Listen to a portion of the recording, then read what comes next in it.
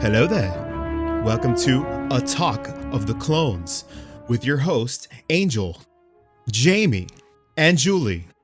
And we're going to be talking about The Bad Batch, everybody. So we're going to go right on into it. The Bad Batch episode 1. We just watched it. We woke up at 3 a.m. We're exhausted. That's how we do it. Absolutely. We're serious folk. Serious podcast folk. 100%. So I guess right off the top, there will be spoilers. We did watch the first episode of the show, and we will be talking about it. So if you haven't seen it yet, you might not want to listen. But if you like being spoiled, then go ahead and keep listening. All right. So I think the first impression that we got out of this episode, I don't know about you guys, but definitely for me, I'm just going to gush a little bit about the visuals. Yes. Because it's beautiful. Wow, man. Wow. I didn't expect this much of an improvement over last season. You could even hear like the snow crunching while they walk. Oh, yeah. The sound is, oh my God, everything. It was so good. It's such a step up from last season of, the last season of Clone Wars, which, by the way, guys, come on. This is season 8 of the Clone Wars. Let's be real here. This is just, even at the beginning, it's like you have the little burn away logo with Clone Wars burns away into the Bad Batch. Oh, that gave me chills. Yeah. Come on. This is Clone Wars season 8. Let's be honest, Filoni. Let's call it what it is. And I like that it I'm began right before Order 66, and we got to see it from like another Jedi General's perspective. But I have to say, we've seen them in the comics. So seeing Jedi Master Belava and like Commander Stance and Baby Caleb in animation. Oh my God, I got heart palpitations. I was so happy. It's adorable. Oh yeah, there's definitely some early fan service on that one, dude. Oh yeah, and like I think the comics are coming out recently too. I do like how they're really putting in that extra effort to tie some of this stuff together a lot more in motion, because I think most fans probably don't really read the comics. So it's nice to see this stuff pay off in the more like accessible, I guess, mediums like the animated series on Disney Plus. Kind of hard to miss that when it's, all the mediums are just crossing over. It's fantastic. Oh, it's a great time. I'm all for it, man. I think definitely there's been a couple hiccups along the way, but I think we're heading in the right direction with the Star Wars franchise, especially with Bad Batch. Oh my goodness, what a great return to form for the franchise, if you ask me. Oh yes, I am excited to see them kind of like travel around the galaxy, and hopefully we get to see a few more planets.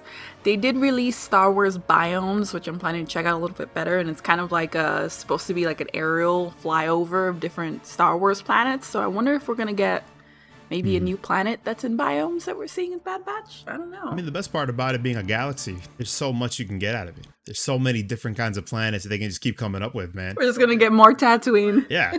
Oh, well, we can also get a lot more of those. It's not unreasonable for there to be a lot of barren, deserted planets. You know what I'm saying? That's in our galaxy. That's currently what we have most of anyway. So, I mean, that we know. If anything, it's just to make us feel more at home. The aliens are just avoiding I mean, us. dude, we're 1 for 9, I guess, in our Milky Way. Sure, there's a lot of water on one of them, but there's not a lot of life that we can tell. Is Neptune Camino confirmed? It's terrible. There's probably clones over there, man. I gotta go check that out. So, what were your favorite parts of this episode? Let's go.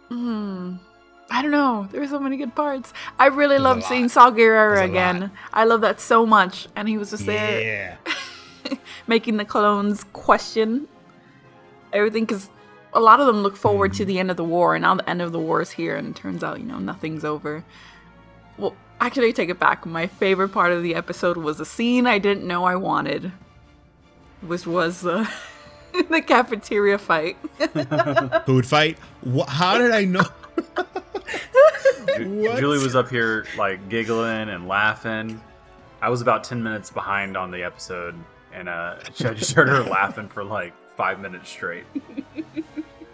So what was your favorite part of this episode? I don't know, probably the part where they're in the brig and they break out. It was kind of predictable that they would use Omega to get out, but it's one of those things, like it's still a good like a good story point for me. Like, okay, we've got this kid. She's formidable. She can help out. She wants to help out, and so it helped kind of establish their relationship with her pretty quick. They're dynamic, I would say. Yeah, they're dynamic, and I really like that. So it really showed that she was part of the group, and she's part of the Bad Batch. It's a sad batch now. It's the Sad Batch now. Yeah, that's true.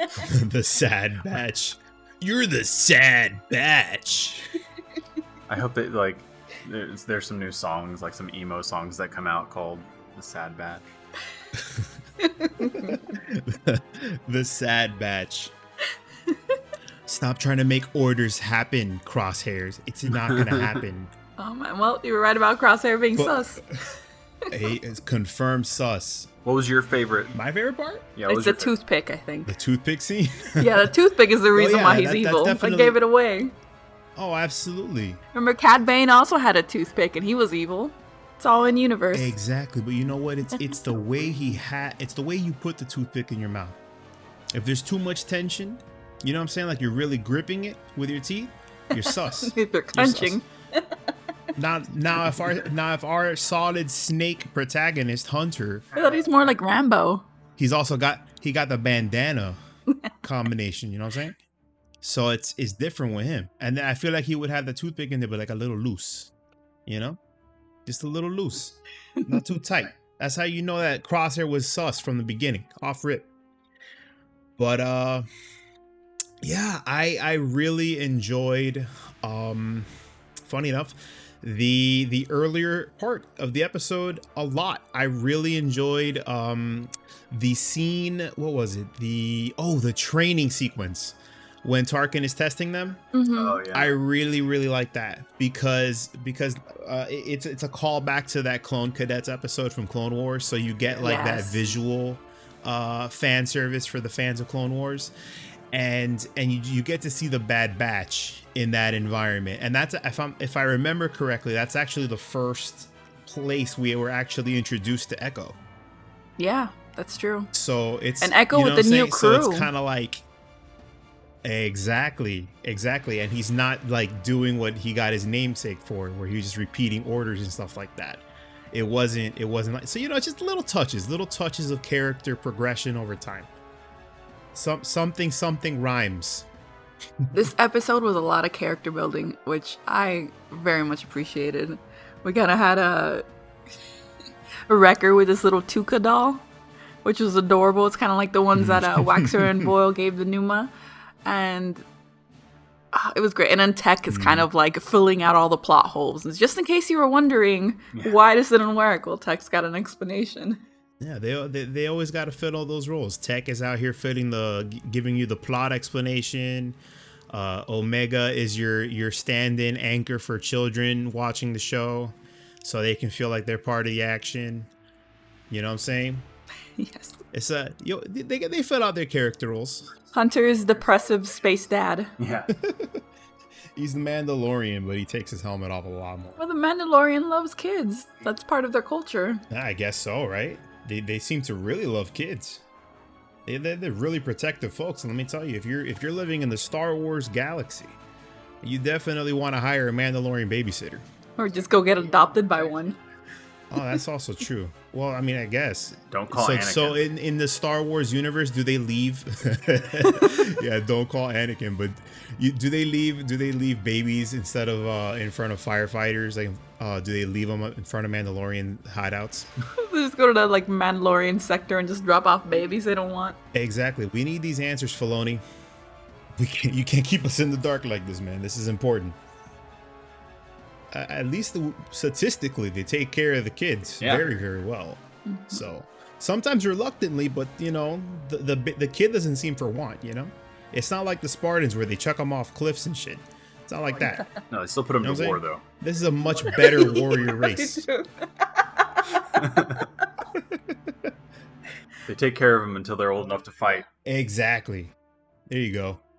It's like Social Security for them. The young provide, literal security for them when they're older. And then, I think that works. We're gonna figure that out. I want to know the Mandalorian healthcare plan as well. I want to figure that one out. But I think that Galaxy has it covered with the droids. I think the droids are pretty much. Oh, speaking of AZ3. Oh yes, from the episode when I saw him, I was like, oh no, same one. Back. Exactly, that's the one where and it's Fives, like the one I was working with Fives. I think at this point it's like safe to assume that AZ was Omega's only friend, so it just made it that much sadder when he got like stunned by the Coruscant Guard. Which, speaking of, it's interesting to, or is it a coincidence or is it not? So it was the Coruscant Guards, the ones that eventually, shot Fives, Commander Fox was, and then now you have them here on Kamino, and they're essentially being the antagonist once more, especially when it comes to the inhibitor chips. So I wonder if they have like higher,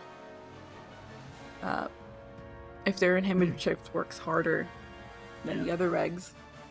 Yeah, they were quite aggressive. Yeah, I mean, maybe. Yeah, they definitely seem to be playing around with that for sure. Speaking of aggressive inhibitor chips, Crosshairs was kind of looking a little Mando there with his helmet. Did you catch that little antenna? Oh, the rangefinder. Yeah, and did he always have that? Because he had like that rangefinder, and I think he always did. No, he did. Never mind. It's 3 a.m.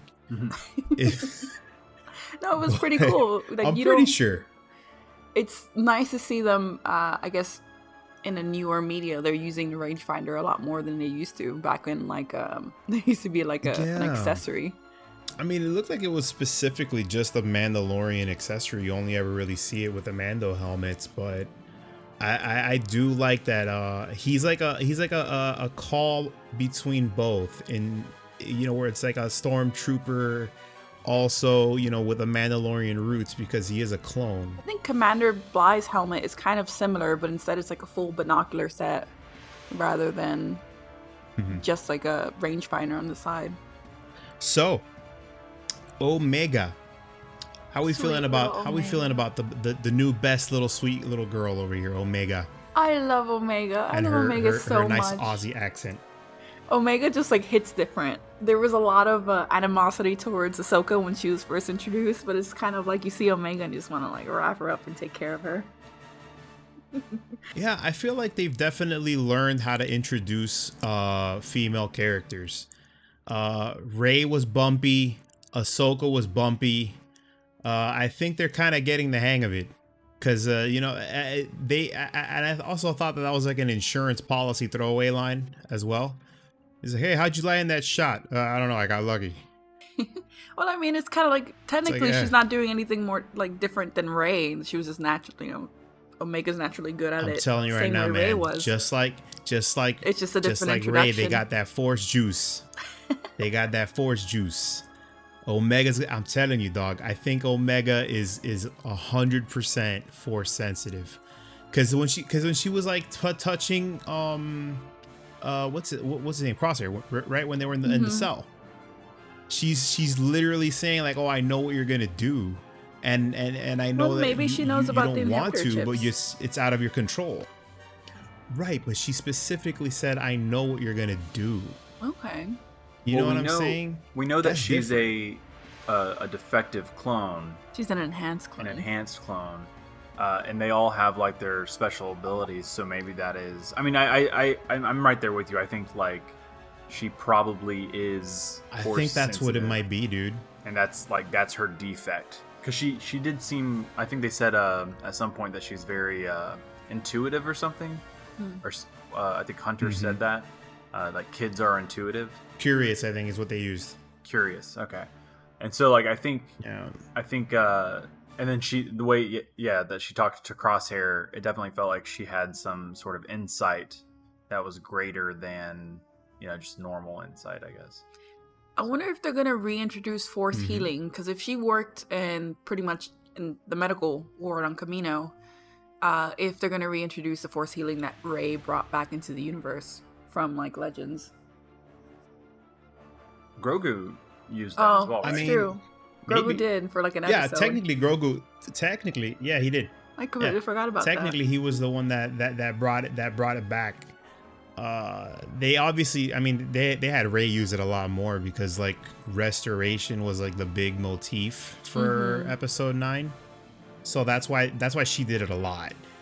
But yeah, no, I mean, hey, that's a good point. Maybe Omega, because I'm all on board with her being force sensitive, and that's a really good call right there. Where her being in the medical ward could lead to her probably wanting to then use some of that force juice, to heal somebody.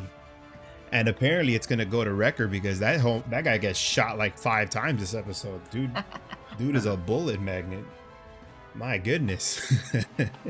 So the big question now is, what is J16? Is it J16 that they said? J15? J16? I think it was J16. Yeah, J16. Where do you think we're going next? No idea what that is. Well, if the archives are incomplete, then I'm not going to know. Why are you asking me? Well, I have a theory. You're the Jedi archives over here. I think we're going to make it to it. Dathomir at one point, especially since Omega does have a Night Sister bow. But what if they bring back Ventress? Boy. Oh, man. Man. What if Can Ventress is the contact? Or it could be Fennec, of course. They still have to introduce her at one point. Unless Fennec is hired to hunt down I think it's Fennec. the Bad Batch. I'm thinking that they could either... You think it's probably most likely Fennec, right? Who they're meeting with? Well, Fennec's going to happen at one point. Because I think it's a little premature to bring in... Yeah. I think it's premature to bring in Rex, though. There's also a Night Sister from that game that just got released with Cal Kestis. What is it called? Oh yeah, the Fallen Order. There's a Night Sister there. I've never think, finished the game, so I forgot her name. She doesn't. I mean, do you care for spoilers of that game? I don't mind. Because I'm not confident. I'm not gonna spoil it, but I'm not confident that it's her. Okay. Like I'm not saying anything happens to her or anything like that. Well, this is the before times, anyways. I don't think. Yeah, and I don't think that the story really ends in a spot where they're gonna... I think that the way that Fallen Order ended, they're really not gonna mix too much with other Star Wars properties, at least not yet. I think they're trying to keep it like off on its own, and the most they gave us was like that one Kashyyyk thing with Saw Gerrera, who apparently is the guy that's going to appear in everything. Saw Gerrera is fantastic. Okay, we're getting Saw. We're getting Saw everywhere. Well, today is May the 4th. 3 new Star Wars games are in production, so maybe we'll get an announcement today. Even though one of them is the remastered KOTOR. I'm all, girl, why you say that like that's a bad thing? I'll take it. I'll take it right now. Well, we released the old KOTOR. The company that's working on it, what they do is they port games rather than build new games, so it might just be a remaster. But anyways, back to the Bad Batch. Where's J16? I'm not mad with that. I have no idea. Is that like? Do you think because that could be like the? Could be a sector that's not in the a galaxy, planet, but it's most likely a sector. Yeah, that's what I'm thinking. I don't know where J16 is. I know Jamie, where is it? We're also like going to. And you don't want to tell us. Yeah, I'm holding back. I just don't want to spoil it for you guys. I knew it. Unless we're going to Zygeria right off the bat, because I know we're gonna make it there at one point this season. I am very, very curious where that is. So we've got some. We've talked briefly about our favorite parts. We all love Omega. Do we have any new theories? Obviously, Palpatine didn't clap. That we know of. Well, yeah. Yet. That we witnessed. Yet. How dare you shoot me down like that? Palpatine claps in my heart. Even if Omega's not related to him, he still claps somewhere out there. Most powerful man in the galaxy. I don't care how. Man, if any of the people listening to this have been to Miami, you know damn well that people can look like Palpatine and still get a little loving going on. All right? I've seen worse in Miami. I'm telling you right now. Way worse than Palpatine. Scarred and deformed. Yeah, there's a lot more scarring and deforming down here. And they seem to be doing just fine. You're going to tell me you add the most powerful man in the galaxy on top of that? Especially with the drip he had? Come on, man. You saw those pimp robes that dude was walking around in? Game over. No way he doesn't clap. Palpy claps. I'm never backing down. So what kind of new theories or new things are we expecting going forward? Like, I mean, my main thing is because we pretty much, for me, that was like a soft. No, it's not Setting even a the soft. scene. A pretty hard confirmation that she's force sensitive, right? So for me, I see her coming into play like that in a much more meaningful way than I guess they're leading on now. Because right now she's just like the runt of the litter, and we're focusing on, you know, the action with the big guys of the pack. And I really do see, especially with that Night Sister bow that she was using in that trailer. I don't know. I think Julie was on to something there. I think that Omega is definitely confirmed force sensitive. And I think that I'm not ruling out the Palpatine connection. Maybe this was his first attempt. Because what were those droids there? You remember those droids that they were fighting in the training arena? They kind of look like Dark Troopers, but we know they're not Dark Troopers. I mean, there's several different phases of Dark Troopers until they got to what they were in the Mandalorian. Exactly. So this could be prototypes. So you think that's like an early phase? Like the earliest prototype where it's like all droid and no force juice sprinkled on them? Well, I don't know. I thought the earliest prototypes of the droids were humans, and then they started taking out the human aspects of them until they're completely droids. Those droids, but they were stylized. Is that in the new canon or in the old canon? I don't know. Isn't that how it is in Mandalorian? In the Mandalorian, they said I'm not entirely they sure, took to be honest. the human element out of it, but I don't know if we really got a progression true. of what happened first. But the droids kind of look like they reminded me of the droids from like episode 2 and 3. I don't remember the. Yeah, I know what you're talking about, but I don't remember what it is. Old droids, but they're like the taller, bigger ones. Yeah, the blue ones. These are more linear looking than the round ones. Mm-hmm. Yeah. I'm just saying, like, they kind of gave me some Dark Trooper vibes. I don't think this may be necessarily a Dark Trooper connection because the timeline is too stretched out. There's like an entire civil war that happens before we get to Dark Troopers. So, you know, that's left to be determined. But I don't know. Maybe this whole clone tech thing that Palpatine's been working with is a long running thing. Do you think that that if he really, you know, since So the ending scene with Nala Se and the Prime Minister, Nala Se obviously helped them escape. Does the Prime Minister know that Omega's force sensitive? Wouldn't he be more concerned if he knew? Maybe it's just a secret with Nala Se and Omega. I mean, it could be. I think that I guess in the less like, I'm gonna stop throwing Hail Marys here. I think that they're pretty much setting the stage in a more realistic prediction. They're clearly driving a wedge between the Empire and the Kaminoans. So we're probably gonna see a Kaminoan revolt against the Empire at some point. We may not see it in this season. We may not see it, you know, until like a future season, because I don't think they're gonna do just one season of the Bad Batch. I think they did a really good of establishing these characters. It's only one? I think so. I think they confirmed that it's 16 episodes, only one season. Oh, then I guess we're getting it all. That's even better for me. Because how long could this really go on for? Forever, well, hopefully. It's Star Wars. I think George Lucas had the same question about 40 years ago. And here we are.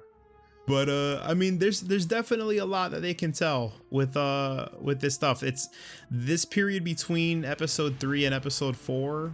They keep revisiting it. There's a lot of stories they can tell when you're not tied to the Skywalkers, you know. You had Solo, which was, an underworld type movie. You had Rogue One. We got Cassian Andor, the Andor series coming up, which I'm so excited for. Exactly. You got a lot. You got a lot down the pipeline in this specific period, right? Mm-hmm. So Fallen Order was based in this period too.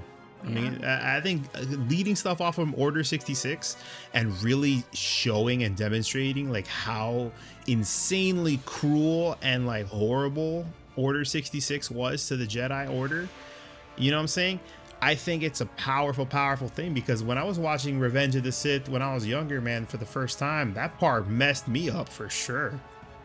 That was like one of the most powerful parts of that movie for me, where they started like turning on all the Jedi. You're like, damn, it's like that. Okay. And now we're seeing it more in these other franchises. It was confusing back then, but like that's one of the things that I really like about watching this was we get to see again a different side of it and how other clones dealt with it. Obviously, the Bad Batch didn't have their inhibitor chips, but they did.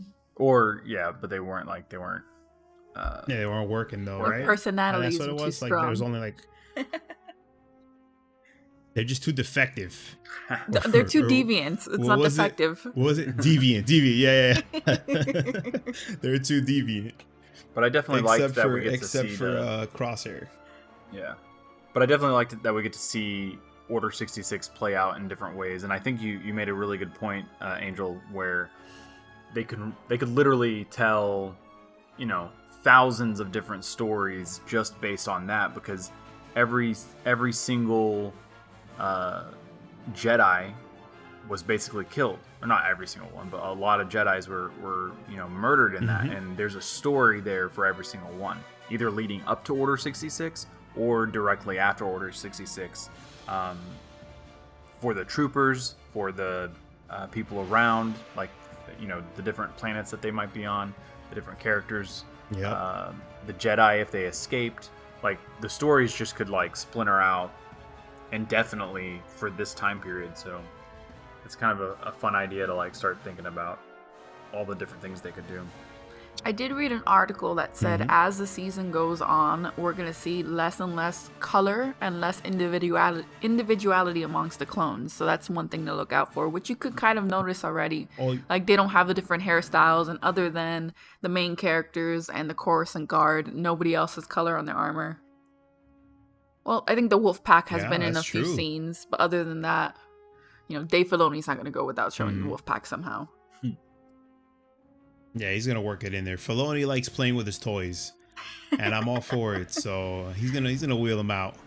He's going to work. I mean, come on. Filoni couldn't help himself without, putting Ahsoka in Mandalorian. That was fantastic. We're not going to... I loved it. I'm not saying it's a bad thing. Okay, just making sure. I'm not criticizing my boy Filoni. I mean, it also sets the scene for Filoni the Thrawn. is one of us, man. He's one of us. He's the one of us. Exactly. He's the one of us that made it. That's what I was chanting in my head Star whenever. Wars, then he got to make the Star Wars. When Omega showed up in this episode, I was thinking, one of us. One of us the Bad Batch now. Oh man. For sure. But yeah, man. I don't know. I think you're right. I think we're gonna get some Wolfpack action. We're definitely gonna be getting that down the pipeline for sure. I do hope we see Wolf and Gregor. Oh yeah, I think they'll do it. Especially if we're only getting one season. Get a little closure in that, or just work it in. Maybe, you think they're gonna keep doing this where so they gave us like a couple episodes of featuring the Bad Batch in Clone Wars season 7. Now they gave us a Bad Batch season. So they're gonna give us a little Saw Gerrera this season, and then they give us a Saw Gerrera animated series. They just keep sneaking in these secret pilots. I would love a Saw Gerrera series. I don't know, or maybe we'll get a standalone Saw Gerrera episode. Yeah, I think you know what? I think he would benefit a lot from that. I wouldn't put it past him. I mean, that Ahsoka episode in Mandalorian was a secret pilot if I've ever seen one, and it ended up panning out to be true because they're making the series now. What if we get some Ahsoka in this series? Or I guess, what is she known as now? Did anyone watch Rebels here? She has an alias that she goes by. I didn't watch Rebels. Yeah, I forgot what it was. Maybe we could see what Rex has been up to. Yeah, that's true. I know he's gonna be in it for sure. Yeah, Rex we is know gonna that. be in it for sure. It's the Return of the King. He's gonna be in it. Yeah. Absolutely. I think that there's a lot of interesting stuff they can still do with this series. One thing I noticed, to touch on your earlier point about the lack of color and characterization that we're seeing in the clones. One thing that I guess that's to symbolize the uniformity of the Empire, right? And one thing I noticed immediately was that as soon as Crosshair fully joined the Empire, he started missing. Yeah. You noticed that, right? Yeah. As soon as he became a stormtrooper, he started missing. That's well, the curse. I mean, he kept missing he Hunter. Had too many clean shots at Omega. Yeah, but Hunter has kind of like this. I'm just saying, man. This is a man who shot a knife in the air into a face of a droid. Like that was metal. You know, in the Bad Batch episodes of season 7, Tex spoke about how Hunter knows things before they even happen or before it could even be picked up on scanners. So it doesn't surprise me that Hunter's able to dodge Crosshair's shots at all. However, missing Omega would be a different matter altogether. Or maybe the Force sensitivity, I don't know. Or she was able to duck. Maybe it is Force sensitivity. Yeah, maybe you think Hunter's Force sensitive? He's got enhanced senses. Huh? Yeah, that sounds to me like it was that scene where he was like in the dirt, dude. like kind of like scratching stuff, and Tech was like, actually. Yeah.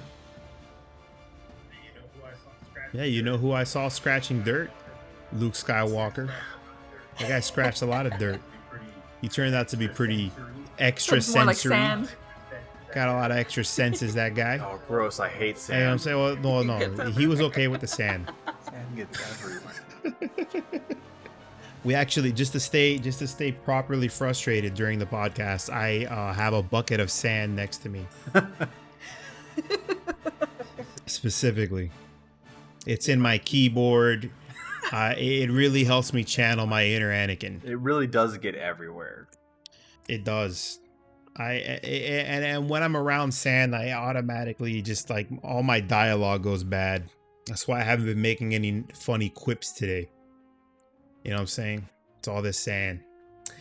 But Jamie, come on, man. What do you think's gonna happen? You know, I think hit me with it. I think we have a pretty solid. There's definitely gonna be an episode devoted to Palpatine laying pipe.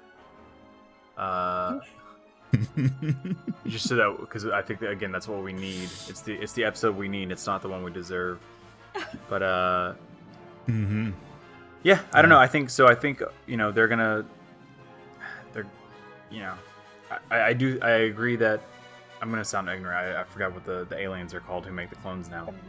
Kaminoans. I definitely think that Kaminoans they are gonna Kaminoans. That's debatable. Kaminoans. Lola.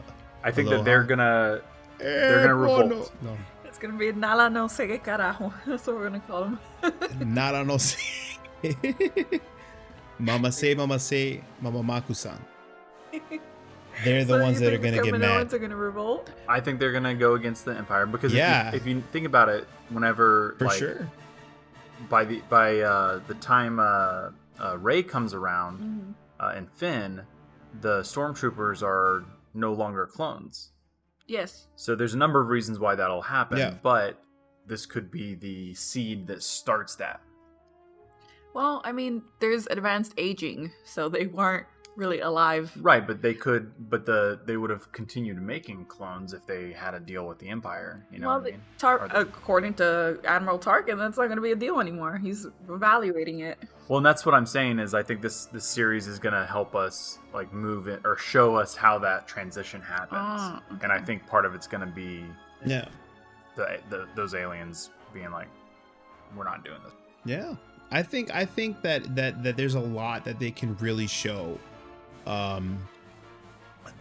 in this very, very tender era, right? Because they're already like, you already see the tensions right there in their kickoff, where the Bad Batch is sent to take out some insurgents, and this is like an early mission. I mean, the Empire just formed, right? Right. And they already get sent to take out Saw Gerrera. Imagine if they followed orders, they would have nipped that rebellion right in the bud right there. Yeah. It would have been like game over for I guess, for one of the biggest people, recruiting and inspiring people to rebel across the galaxy in this universe. And we definitely could see, I think a Kaminoan revolt against the Empire is interesting, because you see, because a lot of these planets, we know for a fact that there's a lot of resistance pockets that pop up around them, right? There's a lot of rebellion that goes around the whole galaxy. That's why it's like the Empire is kind of just trying to like squash it wherever it appears and stuff like that. And why the rebels are always in hiding, because obviously they're smaller, and they have fewer resources, but that's also like part of it, right? Because the entire planet as a whole doesn't rebel, and those that do, they tend to get invaded.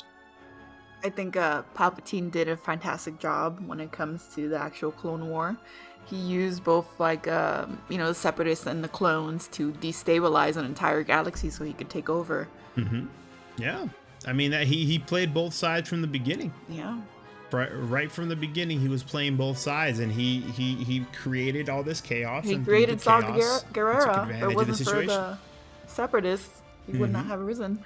Yeah, it's true.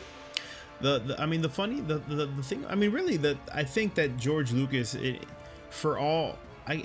always talks about how Star Wars is for kids and stuff like that. George, I don't know how many kids are really that savvy when it comes to allegories for the rise of fascism. You know what I'm saying? I don't know how many kids know about the Reichstag fire. That's not, which like completely inspired this whole Senate melting down scenario and granting of emergency powers for Palpatine and stuff like that. So Palpatine is definitely that. He's that guy, right? He's that thing. He's like this great authoritarian mastermind who threw the galaxy into a destabilized state, and through that, established quite a bit of control. But it doesn't happen overnight, right? And what we've known up till now is really just little pieces of the story, just left to the imagination. But through these kind of instances like the Bad Batch, and I do think that moving forward, they're gonna keep maybe sneaking in some of these these little secret pilots. I wouldn't be surprised if we get a Saw Gerrera series down the road as a result of this. You know what I mean? Yeah. Because they didn't make this animation look this good for nothing. It's true. Oh god, it does look gorgeous. They seem to only be it's insane. Yeah, and with the blur effects, there's even scenes. Yeah, exactly. They're just excellent point, dude. They're just gonna keep making them, because this is the type of content that will keep people subscribed. 16 episodes. You tell me for the next 15 weeks we get more Star Wars? Like, yeah, that's months of me paying Disney. Guaranteed. That's it. That's months of my money they already have. Guaranteed. There's nothing, you know what I'm saying? Yeah. And I'm not going to feel bad about it because I'm getting freaking Star Wars out of it, baby. Yeah. Also, May the 4th, we're getting a Simpsons special. Yeah, too, I saw apparently. that. Dude, I want to see it. I'm not going to lie. What I was going to say, I don't think they went through all the trouble of developing such nice animation for them to not make any more animated series. And Filoni's much better at that than he is at live action stuff, at least now anyway. And I mean, that's, you know what I'm saying? I think Favreau's in charge of live action He's gonna stuff. keep doing it, man. Right, but they were using the Mandalorian to give Filoni live action experience on hand. So he actually directed, if I remember correctly, he directed the Ahsoka Tano episode. And the whole purpose of kind of making him get his legs, his filming legs, his directing legs, is so that possibly down the road give him an actual movie project, which I think would be phenomenal because Filoni is the spiritual successor to Lucas in a way. And I think that he would definitely give us a good Star Wars movie because he'd make it with a lot of heart. And the dude clearly knows what he's doing. He's got the fan support too. So I'd be down for that. Oh, big time. Big time. Even if like a lot of it is based in like toxicity, I guess. You know what I'm saying? Yeah. It doesn't really take away from his ability. You know? Which in the long run, I guess no harm, no foul in that sense. But definitely, yeah, he's got the fan support. Fans love him. Clearly casual fans like the product he puts out because he's got his hands all over most of it, I guess what's not most, but I guess a solid chunk of what Lucasfilm has been putting out in the Star Wars front. Is he part of the story group, Julie? Do you know? I have no idea. Because I know Pablo Hidalgo is like the head of the story group. Yeah, no, I have no idea. I mean, can you imagine though, working that job? Those are the real archives people. Their entire job is making sure that everything connects. It is wild, man. Let me see. Nope, doesn't look like Filoni's part of it. Well, it is what it is. But yeah, there's definitely quite a bit of hard work on that front. But yeah, Filoni's he's putting out good stuff. You know, I'm very much excited for Bad Batch. One of my big takeaways that I'm very happy that they did in this episode, this very long episode, which I guess you could kind of split into 3 episodes when you think about it. Yeah. It's like a little mini movie. Perfect. Yeah. No, it was great. You know, it was great. It was definitely paced like 3 individual episodes, though. They really gave you a lot of time to breathe. I wouldn't say it was paced like a movie, but it felt like one because it certainly like the production was there. You know. Oh yeah. But my big takeaway is how well they really, I think they characterized each of these Bad Batch clones, because it kind of felt like these like caricatures in the first time we were introduced to them in season 7. Oh, more like a mockery. They felt like these like kind of caricatures of like, all right, this is your stereotype, this is your stereotype, and this is your stereotype. Yeah. Here they felt, you know, here Other they than felt Wrecker. more believable. No, but Wrecker's a big soft. He's got a little stuffy. He's cute. I'm all for it. Wrecker is the most sophisticated character. You're just not, I'm just you not know on what I'm that saying? level. You're just not paying attention. Oh. You didn't count the number of lines on his face from the scar, but it's symbolic of how many hardships he's gone through. No, I'm kidding. I can't stretch that. I did notice how many lines he said that were just, I want to blow stuff up. I recognize those lines. Well, he's beauty, not brains. That's fair. He wants to blow up the walls between people so that we can all unite and come together. That's what he's talking about. But nobody believes him. Nobody's listening to him. Nobody understands. Except Omega, who's Force sensitive. There you go. Big Buddha record. So Julie, it's your turn. What's happening? Give me your big prediction. I don't know. They just go out. It's all gonna wrap up and lead to Mandalore somehow, because everything always does. I think that's wish fulfillment. You think it's gonna take us back to Mandalore? Of course. I don't know. I love Mandalore. Why wouldn't they go off to All Mandalore? roads lead back to Mandalore. under Filoni, it does. I mean, where else in the galaxy could they run away to? Don't tell me Tatooine. Nobody finds shit there. The only true. trade-off is rapid aging. But yeah, I mean, okay, so right now, leading off this episode, we know they're gonna be running for a little bit, but we got 16 episodes. I think we're gonna tour the galaxy. They're not gonna be running for that long. Visit some old friends. A galaxy tour. Yeah. We're getting a little galaxy quest. Of course. See how much merch Disney can make out of these 16 episodes. No. I mean, look, they can pad it out, I guess, but I don't think that they need to. especially if they're only planning on making this one season with the Bad Batch. Do you think Crosshair is gonna have his I guess come to Jesus moment at any redemption? point? Yeah. 100%. Arc. What franchise? What franchise do you think you're watching? If the homie's gonna get his redemption, he's gonna get his shot, and Omega pretty much laid it out for you right there. Yeah, and they increase his inhibitor chip, so they give us a fairly easy way to bring him back. It's like, well, we just got to fix that inhibitor chip. I mean, they got Tech and Echo. Yeah, should be possible between the two of them. Yeah, one guy drills a hole in his head, the other guy stops the bleeding because it's the most barbaric way to get the chip out of there.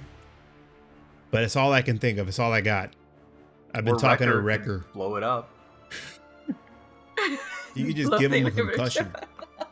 Just smash his head a lot. Just keep punching him like a football player. Yeah, he's not gonna make it past 50, but he's not gonna keep trying to kill them. Actually, with the rapid aging, he might not make it past 50 anyway. He's got some Clooney hair going on. Well, I mean, we know that they figure out how to stop advanced aging. That's how we have Rex in the Battle of Endor. Right. So maybe we'll see some of that. Well, that would have to happen after Rebels. Maybe. You think we're gonna get a Rogue One ending with these guys? You think any of them are gonna not make it past the end? That would break my heart. Then Omega would be by herself. Nah, man, she's gonna be all Force sensitive and she's gonna fade into the Force, just like Obi-Wan. I mean, I'm not saying kill the kid. Everybody else. It's a very un-Disney thing to do. I don't know, man. Disney bought the franchise with a lot of kid killing, and it's not like the sequel trilogy was without its line murder of thousands and millions of people. Probably not explicitly children, but there had to be some children on those planets, one would presume. Yeah. But I think that's a possibility. I think that the Bad Batch, if there's only doing one season, we got to get ready to see some of these guys get clapped. You know what I'm saying? They might not make it out. And not the way Palpy claps. And not exactly, not the way Palpy's going to clap him. He's not. It may be Palpy. You think Palpy's going to make an action cameo scene? With any luck. I don't think so. Oh God, I love that. This gives me like flashbacks to the Darth Maul scene, or when he comes to Mandalore and kicks Darth Maul's ass. That's great. Mm-hmm. When he was fighting, what is it, Savage? Oh, poor Savage. Yeah, that guy got whooped. Yeah, he did. That guy got disrespected, bro. It's like, oh man, look how cool he looks. Shit. All right, I guess not. I think we're definitely going to be seeing some possible moments of them not making it out. And we're going to get the fake outs. Obviously, it's an animated series. There's going to be a lot of fake outs along the way. But I think one of them might not make it. We'll see. Echo doesn't blow up again. That'd be sad. Echo doesn't blow. That would be, yeah. That's a little excessive on Echo. You think maybe he gets like kidnapped or something, and they kind of start like, I think you mentioned this last episode where he started to kind of gets a little dark troopery. Yeah, where Echo is I guess a prototype for the Dark Troopers. Yeah, that'd be sad as hell ending, but like it's plausible. They did mention today that he's mostly machine or whatever, and that's why his inhibitor chip didn't work. Yeah, right out of the bat.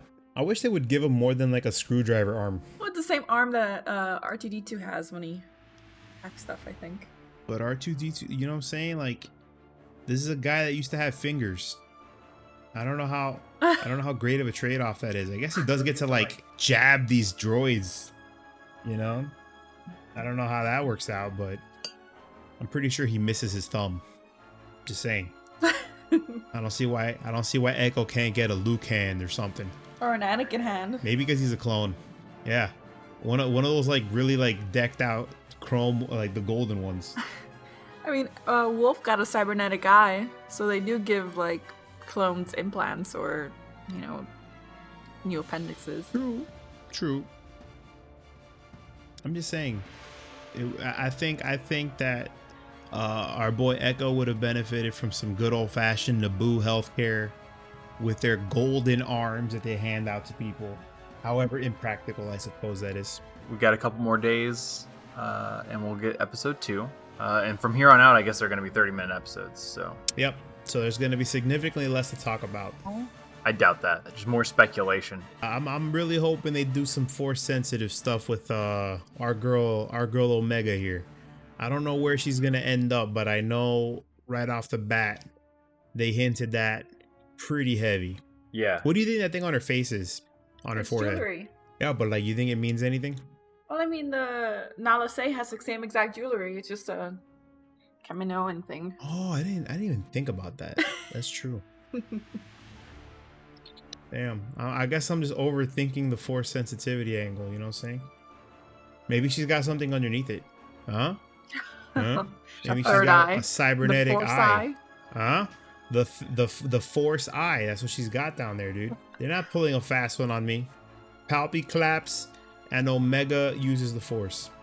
Y'all can't convince me otherwise. Well, probably unless they literally establish that she can't use the Force, but for now, I think that was an explicit tell. I agree. I think it's definitely something we're gonna see more of. I just hope we get more Tarkin. I hope Tarkin remains a constant throughout this series, because I personally am always happy to get more Tarkin. Let's see some Thrawn. You think they'll work Thrawn into this? I don't think they'll work Thrawn into it. I mean, I'm down. I'm down, but I think that the next time we see Thrawn is going to be live action, which is going to be sick. It's going to be fucking awesome. You have Ahsoka trying to hunt his blue face down. I'm telling you, it's gonna happen. Guaranteed. We're gonna get Thrawn for sure. Live action in the Ahsoka Tano series. I think Star Wars is at least consistent about hiding things in plain sight, unless they decide on it between movies at the last minute. But yeah, they're pretty good at hiding, you know, things in plain sight, like that one throwaway line about the 5 defective clones, and you automatically assume. That was clever. Where they make you think it's Echo. Did anybody else think about it? I was fully gorilla brained. I thought, yeah, Echo. Yeah, he's the 5th one. Yeah, I guess I didn't think about it too much until, because yeah, I mean there was five people on screen whenever, you know, it was mentioned, so I didn't really think about it. Mm-hmm. Of course, I'd like to think that I was smart enough, but I don't think I was. It was also early, so I was like, the only thing I caught. Exactly, yeah. So you're probably not really like fully, you know, in full motion. The machine is fully pumping so that you can get every little bit out of it. Yeah. The only thing that I definitely got out of that scene was where they were talking specifically about clones. And Omega was standing right there. So, you know what I mean? Yeah. And they specifically had a couple shots showing her. So that to me was like, all right, so she's a clone. Right. But I didn't think that she was one of the defective ones. And I feel like I should have caught on to that way sooner. Yeah, I probably should have. Because what else is she going to be? She's the only girl clone. Right. I mean, there's the defect right there. Yeah. I'm just kidding. I don't want to get a scan. Whoa.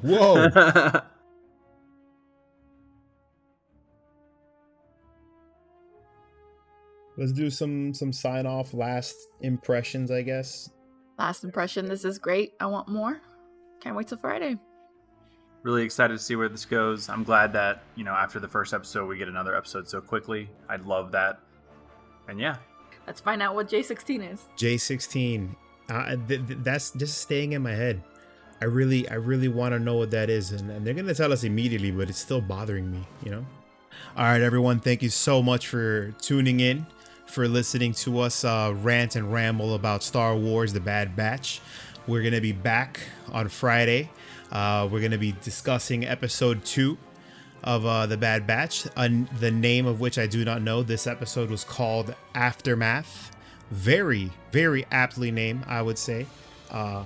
Very good tone setter for the series. Definitely love this episode. Looking forward to the rest of it. Loving the characters, loving the animation, loving everything. And if you're listening to this on May the 4th, may the 4th be with you. May the 4th be with you. You know? And yeah. Indeed. Thank you, guys.